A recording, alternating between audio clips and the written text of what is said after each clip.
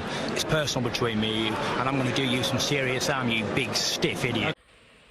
The Untouchable True School Sports Empire proudly presents something the boxing game's been missing. Hey, what's going on? It's your boy BT, and I came here to talk some boxing with the thousands of True School Sports subscribers. Now, this is my last video in this sitting, man, because I've been talking to this camera for like an hour straight. You know, crazy. But you know, I wanted to make this video on a serious note. I wanted to make this video because I just feel I believe this to be very true. Now, I'm very excited. I'm elated about the April 22nd mega fight between Gervonta Davis and Ryan Garcia. You know, I feel like every boxing fan should rejoice, should be happy, you know, but I know that's not how hardcore boxing fans are.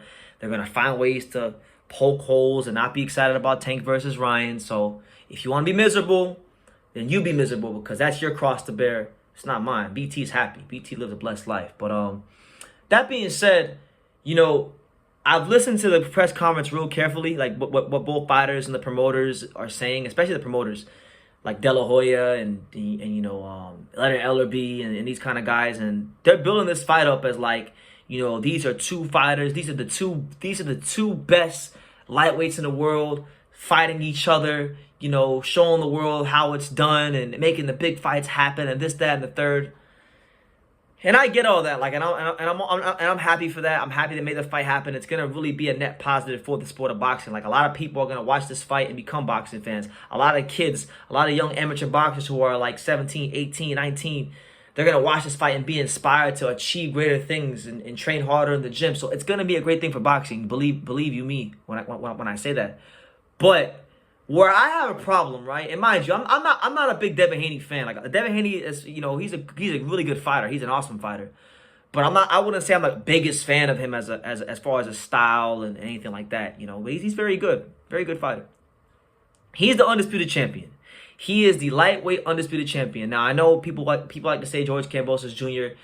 isn't this great fighter that he beat, but the reality is that a fucking bee? How did a bee get in this room? All right, my bad, guys. You know, these bees are trying to stop us from being great. They're trying to stop us from talking that world-class boxing content and interrupt us, but we continue to march on here on the Untouchable True School Sports Empire. But yeah, getting back to it, right? George Kambosos Jr., they say he wasn't that great of a fighter, but he was the man with the belts, and Devin Haney beat him. And, you know, and Devin Haney is the undisputed champion. And if, you know, I feel like, in a way, right, like what Ryan and Tank are both telling you is that belts do not matter. I mean, they both have said that, right? Belts don't matter. And between the pair of them, neither one of them has really won a bunch of legitimate belts. So the reality is, look, Ryan Tank is a great fight. It's the biggest fight as far as an event and as far as interest that can be made in boxing, but it's not. Neither one of them is the best lightweight in the division. Right now, for the time being, whether you love his style or hate his style, whatever the case may be, Devin Haney's the best fighter in the division. Why? Because he's undisputed. So don't be fooled by Oscar and these guys. Until someone beats Devin Haney and takes those belts off of him, you know, Devin's the best lightweight in the world. Now, you could have your opinions. Like, personally, I think Shakur Stevenson is you know, he's making his lightweight debut on April the 8th. I think Shakur Stevenson is the best lightweight in the world. I think Shakur Stevenson is going to beat all these guys, including Devin. But right now, he has not done that. So, therefore, he is not the best lightweight in the world. I'm a fair man, you know. They say world titles don't mean anything, but they're only saying that, Ryan and Tank are only saying that because they don't have any world titles to talk about. Ryan's never fought for a world title. He's never won a world title. Tank only has one legitimate title, which was when he beat Pedraza, I believe it was for the, I want to say it was the IBF maybe, back in like 2017. Yeah, so like, come on, man, come on, stop the Devin Haney slander, stop the Devin Haney disrespect. I understand Devin Haney sometimes doesn't do himself any favors with his, you know, because he's very good at what he does, right? But like, who was I talking about? What did I hear recently? I was hearing about someone was talking about young fighters the other day. I forgot. I don't know if it was on YouTube or at the boxing gym, but like, when a fighter is super young and he's like, you know, Devin's age, or, you know, young, when Devin was younger, he's supposed to be producing highlight reels at that age, you know. And then as they get older, you kind of become a little bit smarter, and then you kind of you box, and you become a bit more cerebral with how you use your talents and your skills. Devin's kind of like that already at a young age at the highlight making stage. So sometimes people look at that and they say, well, Devin's just whatever. He's not that good. But he's the man. He's the man. And listen, the winner of this fight needs to fight Devin Haney. Now, like Ryan Garcia, quiet as kept, Ryan Garcia was Devin Haney's mandatory challenger when he beat Luke Campbell.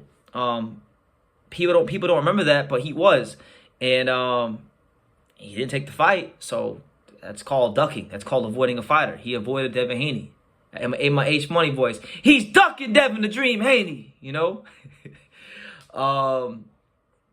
Aside from that, you know, Tank, every time Devin's name gets brought up, he gets in this A-side superstar bullshit talking about, oh, I don't want to talk about him. He need to know about sell some tickets, you know? And I get it. Like, Devin has all the belts. Like Devin has all the belts and he is undisputed champion, but Tank does have something Devin wants.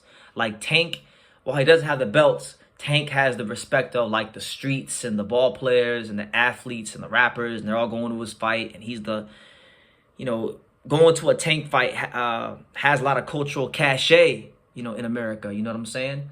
So the way Tank is perceived by people of high status, like the rappers, the ball players, the black girls, you know, Devin's aspiring to be looked at the way Tank is. So by beating him, I think he would actually kind of get some of that, believe it or not. But I'll leave it at that, guys. Listen, I'm making this video. If you don't take nothing from this video, aside from a B interrupting the video, if you don't take nothing else from it, I'm just using this to say, look, enjoy the Ryan Tank fight. It's gonna be a great event for boxing. It's gonna be a moment in time we'll never forget.